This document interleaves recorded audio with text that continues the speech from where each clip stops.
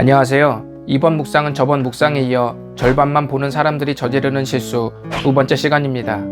절반만 본다는 말은 보이는 세상에만 영향을 받는다는 뜻입니다. 사람을 차별하여 대하지 말라는 야고보서 말씀은 절반의 시선으로 평가를 내린 데서 오는 오류를 가지고 사람을 대하지 말라는 의미입니다. 신앙은 보이는 세상과 보이지 않는 하나님을 동시에 바라보는 삶입니다. 그러므로 보이는 세상의 일들에 휘둘린다면 믿음의 눈이 가려져 있을 수도 있습니다. 그렇다면 절반만 보는 사람들이 저지르는 두 번째 실수는 무엇일까요? 두 번째 실수는 보이지 않지만 중요한 가치를 무시하게 된다는 것입니다. 오래전 일본 국적의 방송 연예인 사유리 씨의 예화에 이런 이야기가 있었습니다.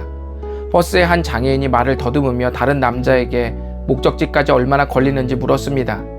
그러나 그 남자는 장애인의 질문에 아무 대꾸도 하지 않고 그냥 가는 것이었습니다.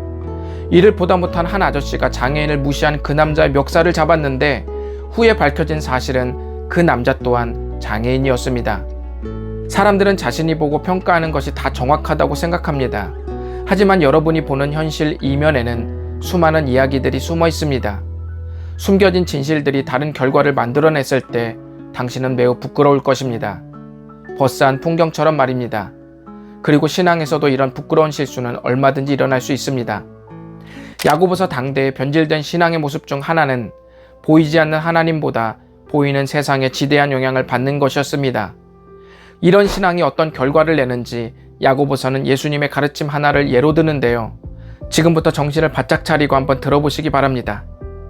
야고보는 최고의 법 중 하나가 내 이웃 사랑하기를 내 몸과 같이 하라는 말씀임을 요약함과 동시에 그 말씀과 사람을 차별하여 대하는 죄를 함께 배치해 놓았습니다. 이것은 아주 중요합니다. 내 이웃을 내 몸과 같이 사랑하라고 하신 말씀은 예수님께서 마태복음 22장에서도 말씀하신 적이 있습니다. 성경에 박식한 말씀 교사가 최고의 계명이 뭐냐고 물었을 때 두 가지로 예수님은 압축하셨습니다. 첫째는 하나님을 사랑하라는 것이었습니다. 이것이 크고 첫째라고 말씀합니다. 그럼 둘째는 무엇이었을까요? 제가 읽어드릴 테니 잘 들어보십시오. 둘째도 그와 같으니 내 이웃을 내 자신과 같이 사랑하라 하셨으니. 둘째도 그와 같다는 말은 둘째도 첫째 계명만큼 중요하다는 말입니다. 그러니까 이웃사랑이 성경 전체가 될 수도 있다는 말입니다. 그런데 야고보서가 지금 이 말씀을 외모로 사람을 대하는 죄와 함께 놓은 것입니다. 이 배치가 중요한 이유는 반쪽짜리 시선으로 사람을 대하는 삶 하나로도 성경 말씀 전체를 어길 수 있다는 것을 보여주기 때문입니다. 어떤 부부가 있는데요.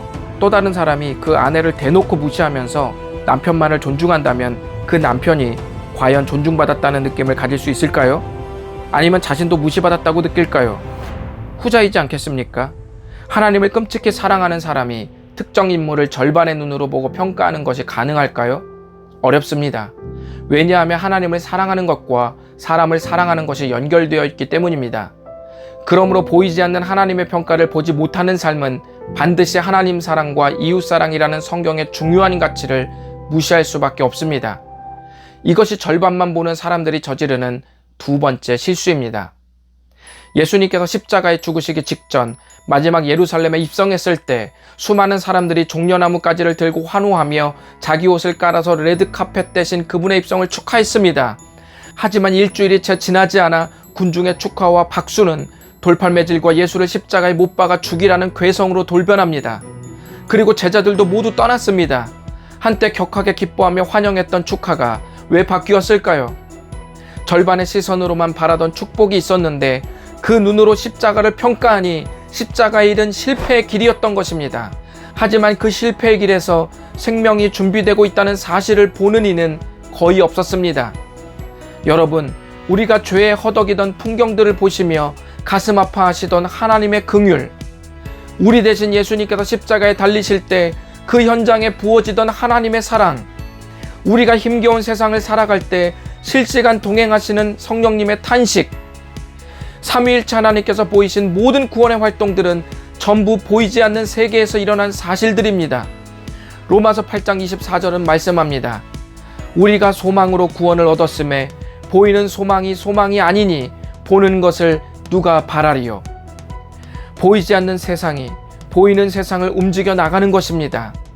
주님, 이 묵상을 보는 모든 분들이 보이지 않는 하나님을 더 신뢰하게 하시고 예수님 안에서 나머지 절반의 시야가 열리게 하옵소서. 예수님의 이름으로 기도드립니다. 아멘.